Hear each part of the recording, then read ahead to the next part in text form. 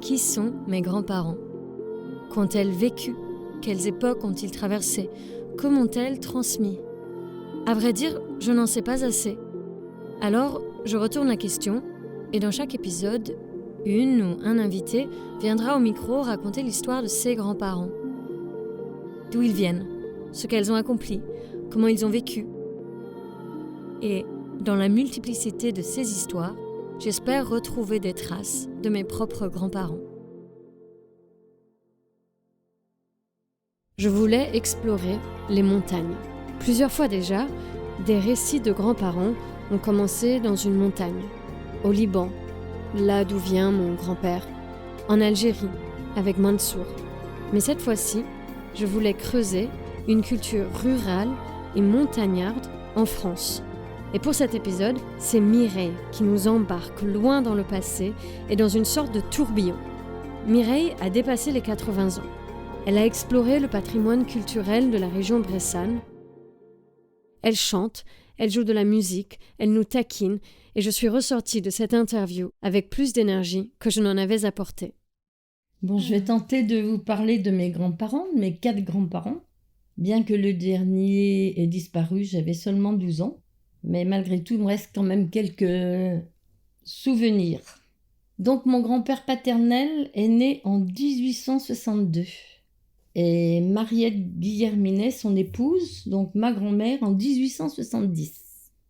Tous deux étaient nés de parents journaliers. Je pense que c'était une personne qui allait travailler à la journée ou plusieurs journées dans les fermes ou dans les entreprises, quelque chose comme ça. Donc ils faisaient des travaux divers. Et ils sont nés dans le même village, un petit village dombiste, Saint-Paul-de-Varax, qui est environ 15 km de Bourg-en-Bresse. Je sais qu'ils ont beaucoup travaillé, mais qu'ils sont quand même décédés très âgés. 82 et 79 ans pour leur époque, c'est quand même très âgé. Je ne sais rien sur leur enfance propre. Je sais simplement que la maman de ma grand-mère était très jeune, puisqu'elle avait 18 ans, et que son papa, qui était donc militaire à Paris, avait 24 ans quand elle est née, et elle était fille unique. Ils étaient tous les deux du même village, donc ils se sont rencontrés soit à la fête patronale, soit à une vogue, soit à une veillée, soit quelque chose, mais ça, je n'ai pas de précision du tout. Ça devait être un village de 800 âmes à peu près. Je pense actuellement peut-être 1200, 1300, mais c'est un joli petit village dombiste, perché sur une petite colline, avec place du village, église, une église classée romane. La voie de chemin de fer passait, puisque c'était la ligne Bourg-Lyon. Je suis allée quand j'étais petite les voir. Ils habitaient dans une maison de village à Saint-Paul, au fond d'une impasse. Et au fond de cette impasse, il y avait un four à pain. Donc, je pense que le four à pain servait à tout le monde, aux villageois, pour faire leur pain, leur tarte, tout ça. J'ai appris par un cousin, donc hier seulement, un cousin qui a 93 ans, qui les a plus fréquentés que moi. Il m'a appris que mon grand-père était cocher. Moi, je savais qu'il avait appris le métier de boulanger et qu'il avait eu une maladie de la farine, paraît-il, qui l'avait empêché de poursuivre ça. Mais ça, c'était sans doute avant de se marier. Ensuite, il était journalier, et donc mon cousin m'a appris qu'à Saint-Paul, à l'époque, il creusait des étangs. Parce qu'en Dombes, il y a beaucoup d'étangs. Peut-être que vous savez que la Dombes, c'est la province de 1000 étangs. Donc, il a fait ça, mais son métier principal était cocher. Ça, j'ignorais totalement. Donc, il allait à Bourg-en-Bresse. Je pense qu'il travaillait pour une société. Il n'était pas à son compte, je pense. Il convoyait des personnes dans les rues de Bourg, d'une rue à l'autre. En fait, c'était le taxi d'époque. Et lui rentrait avec son vélo à Saint-Paul-de-Varax. Donc, il faisait les trajets matin et soir. Et il me dit qu'il se souvient très bien du vélo. Parce que moi, je ne me rappelle pas le vélo. Par contre, je me souviens, grand-père est venu à Saint-André, le petit village où nous habitions, à 7 kilomètres à peu près de Saint-Paul. Il est venu avec une brouette chargée d'une cuisinière ou d'un poêle, je ne sais à quoi, à charbon ou à bois, je ne sais pas. Il a fait tout ce trajet à pied pour l'emmener à mes parents. Donc, il était courageux, persévérant, généreux, tout ce qu'on veut. Et mon cousin me dit qu'il se souvient de la brouette. Parce que cette brouette, en fait, ils en ont hérité quelque part chez eux. Ils ont hérité de la brouette. Et il m'a appris quelque chose, c'est que les gens plus aisés avaient en quelque sorte des brouettes plus sophistiquées qui pouvaient ressembler à des remorques, et elle avait 4 roues. Mais le grand-père Claude Boisson n'avait qu'une brouette à une roue. Donc, je pense qu'il a mis toute la journée aller-retour pour nous amener ce poêle. Quant à ma grand-mère, j'ai trouvé sur des documents qu'elle était lingère. Mais avec 9 enfants, je me demande bien comment elle trouvait le temps. Donc, je pense qu'elle, en fait, elle faisait les vêtements pour ses enfants, c'est sûr. Et peut-être plus tard qu'elle a travaillé pour d'autres personnes. Et en même temps, ma grand-mère, qui s'appelait Mariette, j'ai un souvenir très bon d'elle. C'était une bonne personne, gentille et tout, qui aimait les enfants. Elle était fille unique, mais elle aimait beaucoup les enfants. En plus d'élever ses enfants, elle a allaité un nourrisson. Mon papa, Antoine, qui était le 5e de la fratrie, donc ils étaient 7 frères et 2 sœurs, et je lui ai souvent entendu dire qu'il avait un frère de lait. Et c'était un nourrisson que ma grand-mère a donc allaité, et c'était le fils d'un gros commerçant en vêtements de Bourg-en-Bresse. Je suppose que c'était aussi une source de revenus, aussi, parce qu'ils vivaient essentiellement de leur jardin. Mon cousin m'a confirmé qu'ils avaient un très très grand jardin et qu'ils élevaient également des lapins. Donc, moi je me souviens pas avoir mangé chez eux, mais lui il me disait que chaque fois qu'il mangeait un lapin. Mais ils vivaient bien, c'était une famille normale, pauvre, mais qui ne se plaignait jamais, qui était... voilà. Et j'ai un souvenir de Pépé, donc Claude, qui sur la fin était malade, mais il a travaillé toute sa vie, quoi. Mais sur la fin, je le revois dans un fauteuil, très haut, avec Coco sur l'épaule. Je vous explique qui est Coco. Mes parents, donc mon papa était maréchal ferrant, forgeron. On avait une cour dans laquelle il y avait du matériel agricole, tout ça. Et ils élevaient également des lapins et quelques poules. Une poule a refusé son petit poussin parce qu'il boitait. Et donc, ils ont donné ce petit poussin à mes grands-parents. Et en fait, il s'est apprivoisé. Et je le revois vraiment sur l'épaule de mon grand-père et il l'avait appelé Coco. C'est l'anecdote. Et après, Pépé a disparu et ma grand-mère, elle a vécu chez ses enfants, enfin ceux qui pouvaient le recevoir. Tout le monde n'avait pas assez grand de logement pour le recevoir. Je me souviens qu'elle est venue chez mes parents, à Saint-André, donc plusieurs mois. Et elle a fini à Lyon chez son premier fils, où elle est décédée, à Lyon. La maison, lorsqu'ils avaient leurs enfants, ça je ne peux pas vous dire, hein, je ne l'ai jamais vue, je n'ai pas de description, ça je n'en sais rien. Mais la maison où ils ont vécu peut-être pendant 10-20 ans à Saint-Paul, dans le village, c'était une maison de village, donc attenante aux autres maisons. Et au premier étage, il y avait un escalier pour y aller. Donc, cette maison donnait sur la place du village, toute simple, mais voilà. Il me semble qu'ils avaient une cuisinière, bien sûr, pour faire le repas. Et sûrement un poêle à bois dans la pièce principale. Je crois me souvenir qu'il y avait 2 grandes pièces.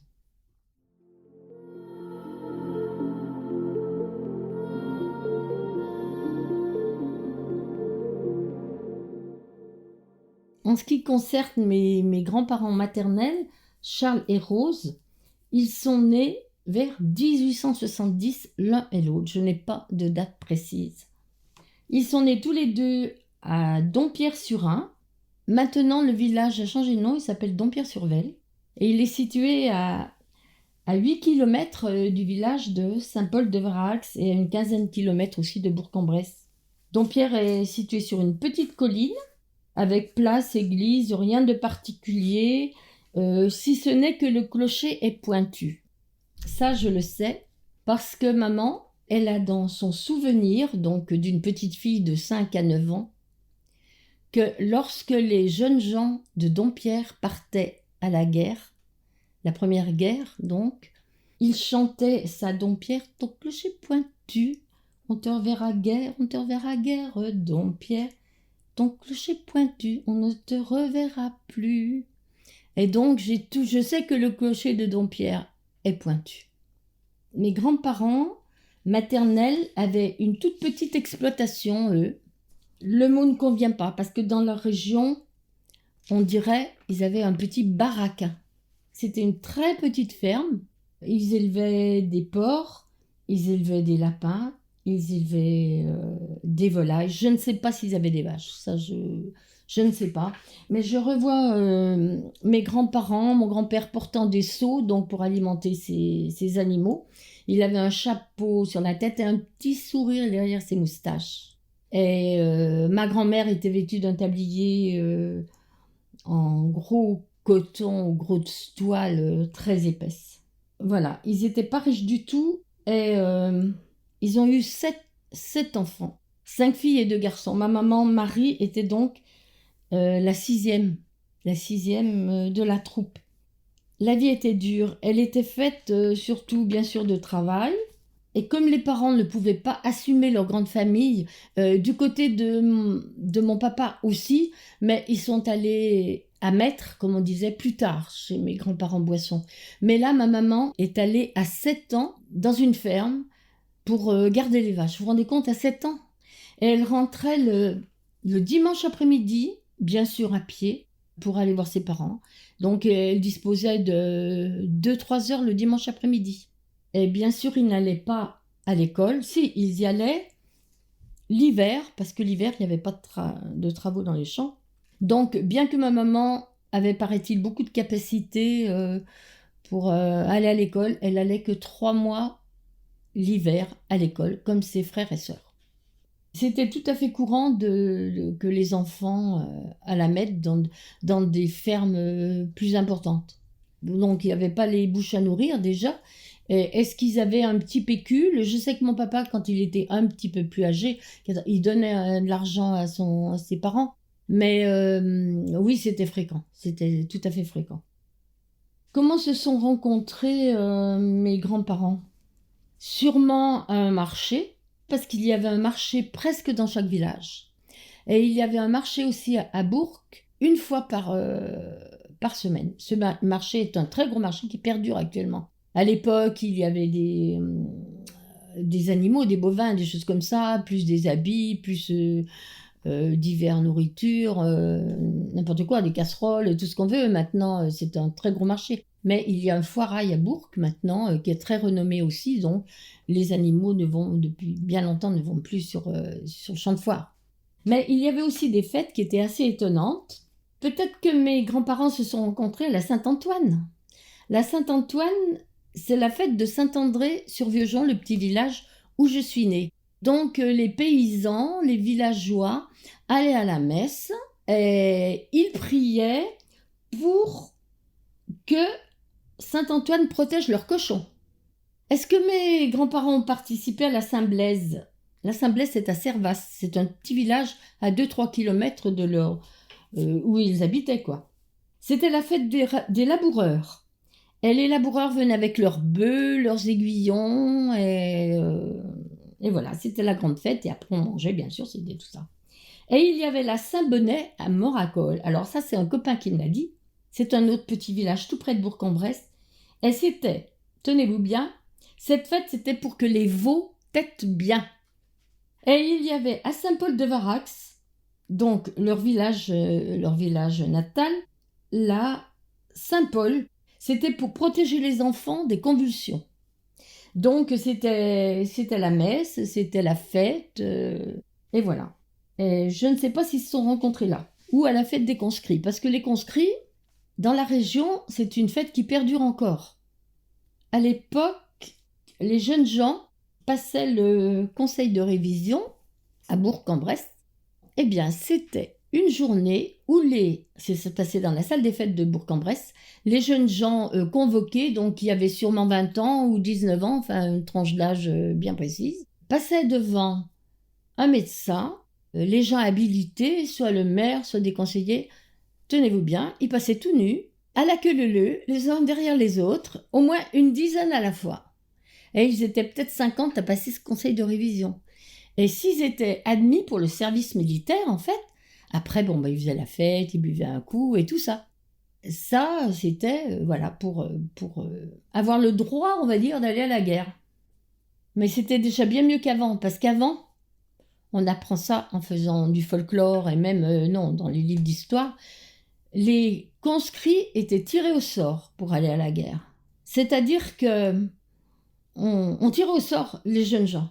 Et si un fils d'un gros fermier ou plus riche était tiré au sort et que son papa, il voulait pas que son fils se parte, eh bien, il y avait toujours un pauvre paysan ou un pauvre ouvrier qui prenait sa place contre rémunération, bien sûr, et il partait à la guerre à sa place. Heureusement que c'est plus comme ça, hein. Le jour du défilé, donc il défile l'avenue Alsace-Lorraine, et à l'époque, les filles n'avaient pas le droit. Ça, je me souviens, les filles n'avaient pas le droit. C'est à peu près la classe de mon mari. Mon mari étant né à 36, la classe, c'est 20 ans après. C'est donc la classe 56. Là, ils ont commencé à nous accepter. On était un peu des pionniers, là. Les femmes qui voulaient, parce qu'il n'y en avait pas trop, qui voulaient défiler. Mais avant, les femmes ne défilaient pas, mais elles étaient invitées quand même au bal, bien sûr, au banquet et tout ça. Après, la fête des conscrits perdurait, c'est-à-dire que dans le village, il y avait... ils venaient faire la fête, alors ils étaient tous enrubanés. Ça, je me souviens dans ma petite enfance. Ils avaient des chapeaux avec des rubans tricolores. Ils avaient une grosse boîte peinte en bleu, blanc, rouge avec une fente, bien sûr. Et ils passaient chez les gens pour qu'on mette de l'argent dedans. Après, ils faisaient la fête, ils mangeaient des matefins, des gaufres, je sais quoi. Ça perdure le lendemain, puis l'après-demain, quand même. C'est hyper convivial. Hyper convivial. Et ça perdure encore. C'est vraiment une fête traditionnelle. Voilà. Donc, je disais que mes grands-parents se sont peut-être rencontrés comme dans une de ces fêtes-là. Je ne sais pas. Ah, ils se sont peut-être rencontrés à la Saint-Martin. Alors, la Saint-Martin, c'est une grande fête qui durait plusieurs jours, 8 je crois, mais sans être vraiment sûre.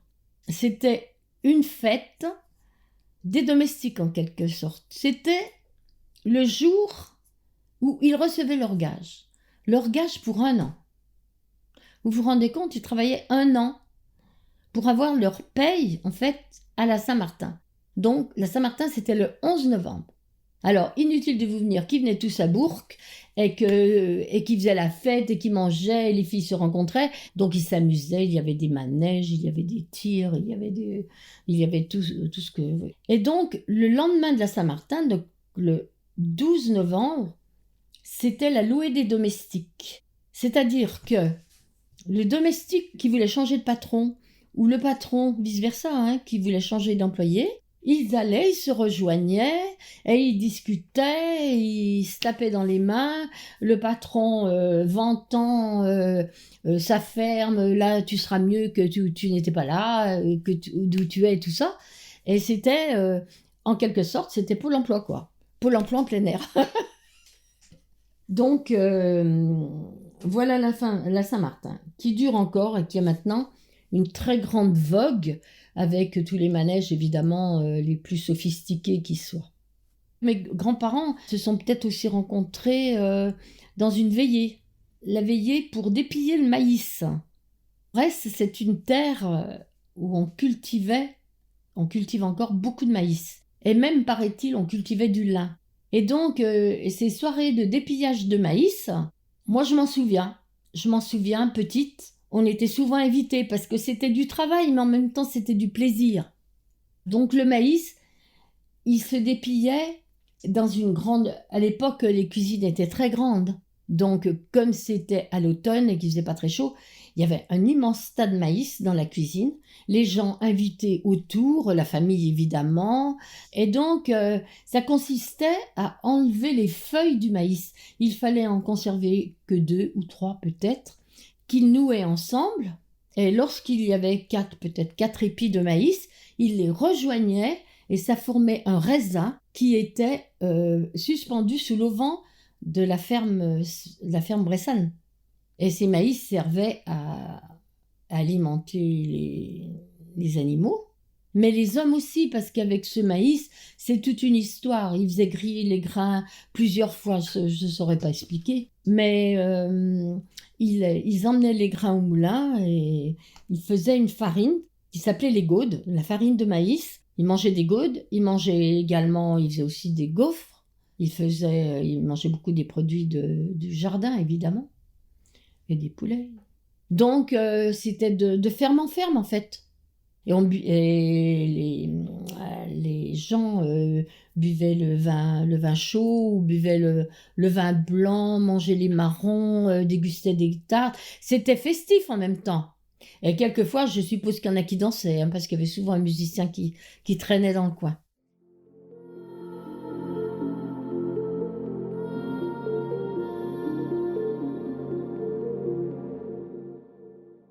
Et la musique en Bresse a beaucoup tenu de place. Il y avait dans toutes les noces qui duraient très longtemps, la mariée se cachait par exemple, et les garçons et les filles invités à la chercher, enfin c'était tout un protocole si on peut dire. Elle la ramenait à la mairie, à l'église, au son souvent d'une vielle, très souvent d'une clarinette, et plus tard c'était l'accordéon diatonique. C'était toujours accompagné de musique.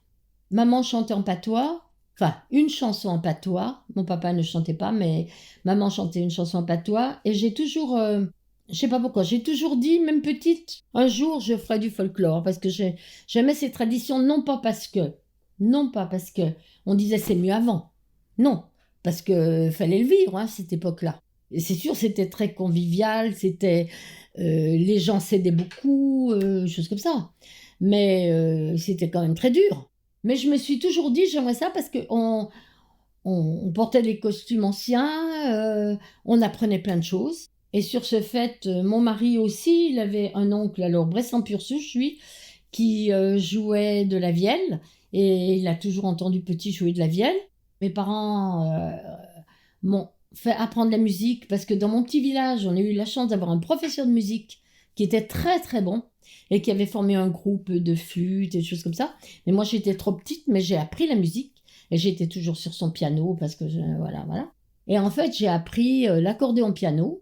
Et en fait, à Bourg, il y avait un grand groupe de musiciens. On était 40 à un moment donné. Et j'ai rejoint ce groupe et j'ai donc passé une adolescence formidable pour mon âge, pour mon époque, parce que on faisait des concerts, on allait en Haute-Savoie, on a même été sur la côte, on a joué à la radio de Barcelone, enfin bon, et on jouait beaucoup de musique classique, de musique viennoise, le Beau Danube bleu, à la demande générale, on va vous interpréter le Beau Danube bleu. Donc, j'ai passé une très agréable enfance. Donc, voilà, j'en ai fait partie 10 ans. Donc, voilà. Donc, nous avons rejoint avec mon mari le groupe folklorique du Pays de Bresse. Donc, on a pris vraiment du bon temps. On s'est fait des copains. On a appris plein de choses. Et on retraçait des morceaux de vie, en fait, d'autrefois. Les chansons bressanes sont presque toutes des chansons qui retracent la vie des bergères, des bergers, des amoureux, etc. C'est des chansons certaines un peu coquines. Et il y avait beaucoup de chants. Comme je vous dis, en Bresse, il y avait vraiment beaucoup de chants. Il y avait plus en Bresse de chants bressans que de danse. Il y a une dizaine de danses bressanes, mais très très endiablées, qui se dansent avec des sabots. Vraiment, on est allé à l'étranger, on est allé en Grèce, on est allé en Italie, on est allé en Autriche, enfin voilà. Alors, ce qui plaisait beaucoup aux gens, c'est on dansait en sabots, en fait. Et que pour danser le quadrille en sabots, faut se tenir debout, quoi. La chanson de maman, je ne sais plus laquelle c'est. La Vogue de Viria, je crois que c'est ça qu'elle chantait, ma maman. C'est-à-dire la Vogue de Viria. La Vogue étant la fête. On parle de la vogue, de Crope et de Tenia, mais avant toutes c'est celle de Veria. De tuer les alentours, même plutôt qu'à bout, on vient de préférence à notre rendez-vous. Faire bonbanche ou faire bonbanche. Ça, c'est la vogue de Viria. Autrement, il y a de très beaux airs. Comment peux-tu, ma bergère, rester là sur ces vallons, sans y être accompagnée de quelques gentils bergers, jouant de la musette? Combien tu dois t'ennuyer là toute seulette. Monsieur, si je suis toute seule, c'est parce que c'est mon plaisir. N'y ai-je bien moins d'ennui, tout en gardant mes brebis, filant ma quenouillette, qu'en me faisant des soucis, content d'autres filles. En fait, ça retrace, ces chansons retracent vraiment la vie d'autrefois, quoi. On en chantait quelques-unes en patois qui étaient traduites. Oui, on en chantait la Saint-Martin, par exemple. Tiens, la Saint-Martin qui approche, notre vol aux vaches, un halo. Si nous perdons notre vol, nous perdons tout. Nous ferons mauvais ménage, ma pivou. Il disait à sa femme, si on perd notre valet, parce que souvent que le valet couchait avec la maîtresse, Il disait, moi je suis sous la table, je sais plus les paroles. Donc c'était traduit, le présentateur disait en français, mais quand même il y avait un petit peu de patois à l'intérieur, parce que tous les gens qui faisaient partie de notre âge ne parlaient pas patois évidemment. Donc on faisait phonétiquement, on faisait ce qu'on pouvait, quoi, je veux dire, mais le ton n'était pas là. Ça c'est ma vielle. La vielle, c'est un instrument dont on trouve l'origine vers l'an 1000. On en voit sur des façades des cathédrales, quelquefois. Ça s'appelait un organistrum. Et c'était un instrument énorme, il fallait 2 pour en jouer. Une personne qui tournait la manivelle et une autre qui tirait. C'était des tirettes à l'époque, donc tirait des tirettes. Alors, inutile de vous dire que c'était pas transportable, donc ça se jouait dans les églises pour accompagner les chants. Et après, la vielle, elle est devenue plus transportable, disons. Elle s'est appelée la chiffonie. Donc, c'était une petite boîte avec 2 cordes. C'était tout à fait rudimentaire. Les troubadours parcouraient les villages et les châteaux et ils allaient égayer les bourgeois, quoi, les seigneurs, etc. En même temps, c'était aussi un objet de transmission, si on peut dire, parce qu'ils parlaient en même temps et tout ça. Donc, ils racontaient les nouvelles des villages en village. Après la vielle, elle est devenue un instrument de mendicité. Elle est devenue plus du tout à la mode. Et après, elle a eu son heure de gloire à la cour, on ne sait pas pourquoi. C'est la femme de Louis XV, oui, temps de Louis XV. Elle a eu l'apogée, la vielle, et c'est là qu'elle est devenue...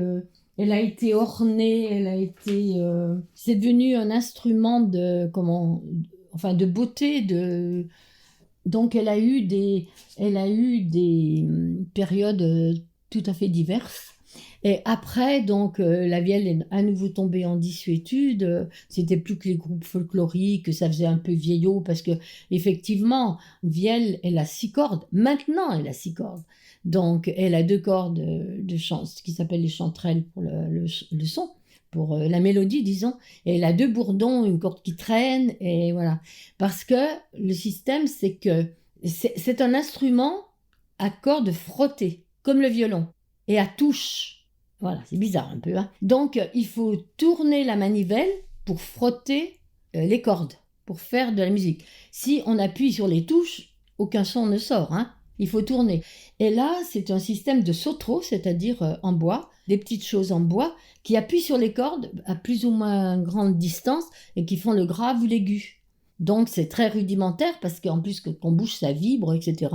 Et puis elles sont sensibles, c'est sensible à l'humidité, à la chaleur, au froid, à tout ce que vous voulez. Donc c'est pas un instrument qui, disons, est très fiable. Donc il se joue en fait dans les groupes folkloriques, les groupes folk, des choses comme ça. Donc voilà. Donc moi, parce que le fait de danser du folklore récent, ben, j'ai eu envie parce qu'il y avait 2 ou 3 vieillistes à l'époque qui existent encore d'ailleurs, hein. Et voilà, et j'ai appris, vous voyez, là.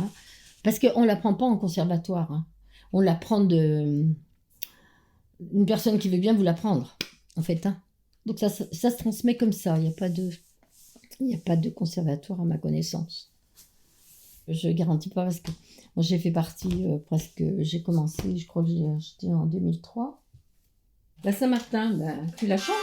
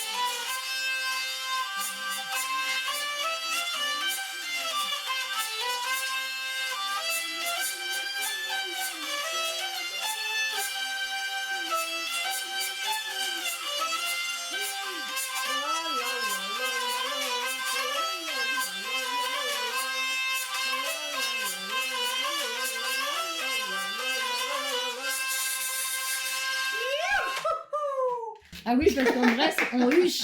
En Bresse, on huche. Et les cons, c'est ça, c'est ce cri. C'est un cri de joie.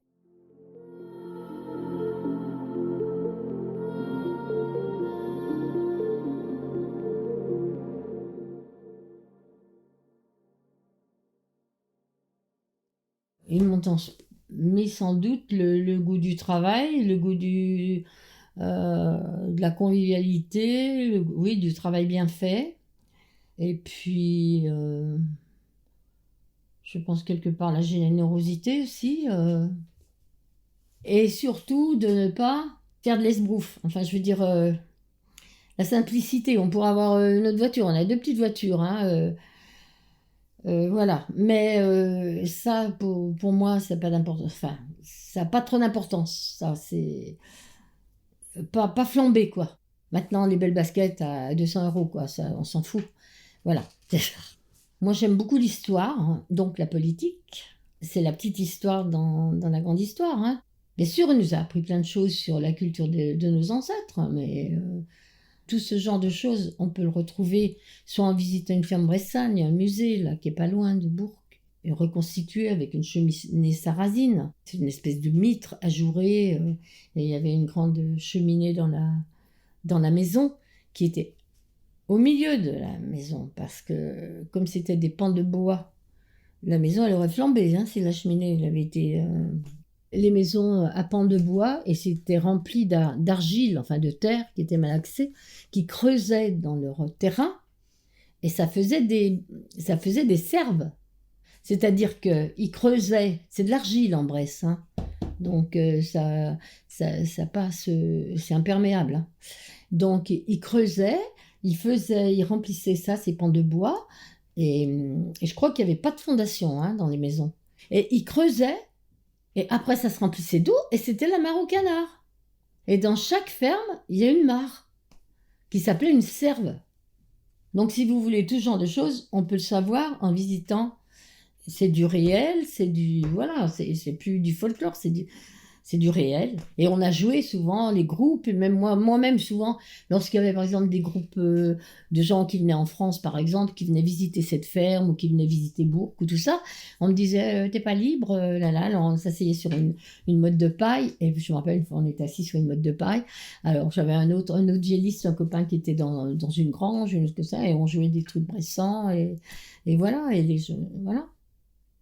Donc, moi, je suis assez curieuse et quand il y a un sujet qui m'intéresse, ça m'a toujours intéressée. Finalement, j'ai vécu auprès de paysans. Enfin, oui, j'ai côtoyé beaucoup de gens. Maman avait une épicerie, donc mon papa, il y avait toujours du monde dans sa forge. On a des copains de toutes sortes, donc on en a deux, c'est deux anciens agriculteurs, mais voilà. On a un cousin qui est encore qui est là-dedans. J'aime bien le monde agricole, j'aime pas forcément les bousses de vache, mais j'aime bien le monde agricole. J'aime bien, mais j'aime aussi le reste. Hein. J'aime aussi, je sais pas ce que je n'aime pas d'ailleurs. Je n'aime pas quand on me prend pour une imbécile, ça, j'aime pas du tout. Et puis, oui, j'aime pas quand on se m'en avant. D'ailleurs, mon mari me dit toujours, oh, mais t'es toujours la dernière. Quand on est en repas, je les laisse mettre tous à table et moi je prends ce qui reste, quoi. En fait, les places, je veux dire, on a des copains bon, qui font déjà leurs petits trucs, on se met tous ensemble et tout. Mais moi, je suis assez, j'aime pas me mettre en avant. Voilà. Ça me fait rien les compliments mérités. Quand je sais que c'est mérité, que je sais que ça le vaut.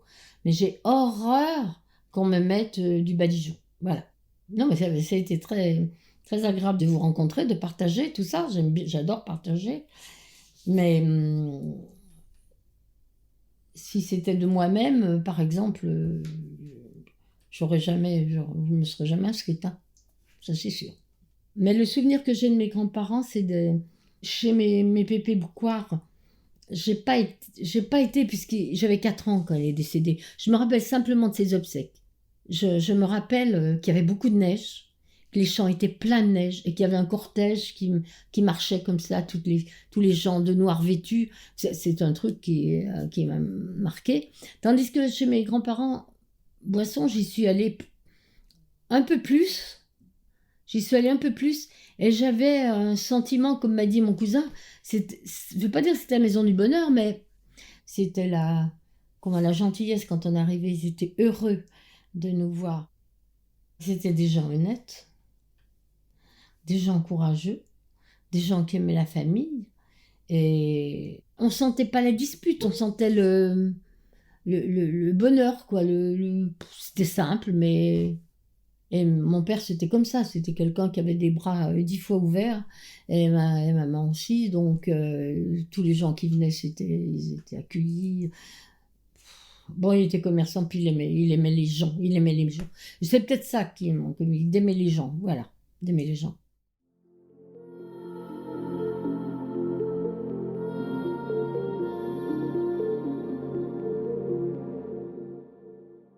Avant de te remercier et de te dire au revoir, j'aimerais te poser 2 questions rituelles, 2 questions de la fin. La première, parce que ce podcast s'appelle Passé recomposé, je voulais te demander si tu as l'impression d'avoir tout dit, d'avoir dit toute la vérité avec moi. Est-ce qu'il y a des parties de ton histoire que tu caches, soit maintenant, soit d'habitude, quand tu la racontes ? Non, je pense que moi, je suis quelqu'un d'authentique et quand je sais pas, je le dis. Donc, il y a peut-être des choses que, à force d'avoir entendu dire, j'ai peut-être un petit peu escamoté, mais non, je pense que j'étais sincère. Voilà. Et la deuxième question que j'aimerais te poser, c'est si tu avais un grand pouvoir, une baguette magique, si tu avais la possibilité de changer quelque chose dans l'histoire de tes grands-parents, dans leur vie, est-ce que tu changerais quelque chose ? Ben, sûrement que je changerais quelque chose, oui, qui vivent un petit peu moins modestement et puis qui vivent un peu mieux, parce que les pauvres, bon, ils ont beaucoup travaillé, je sais pas s'ils ont eu ils ont eu le loisir en famille, ils ont eu tout ça. Mais oui, je voudrais bien les avoir auprès de moi, mes grands-parents. Franchement, j'aimerais bien les avoir. Mais bon, j'étais trop petite. Ma maman était une des dernières filles. Donc, j'ai beaucoup d'écart avec mes cousins. Voilà. Donc, j'étais petite et donc, ils sont décédés. J'étais trop petite, voilà. C'est bien dommage.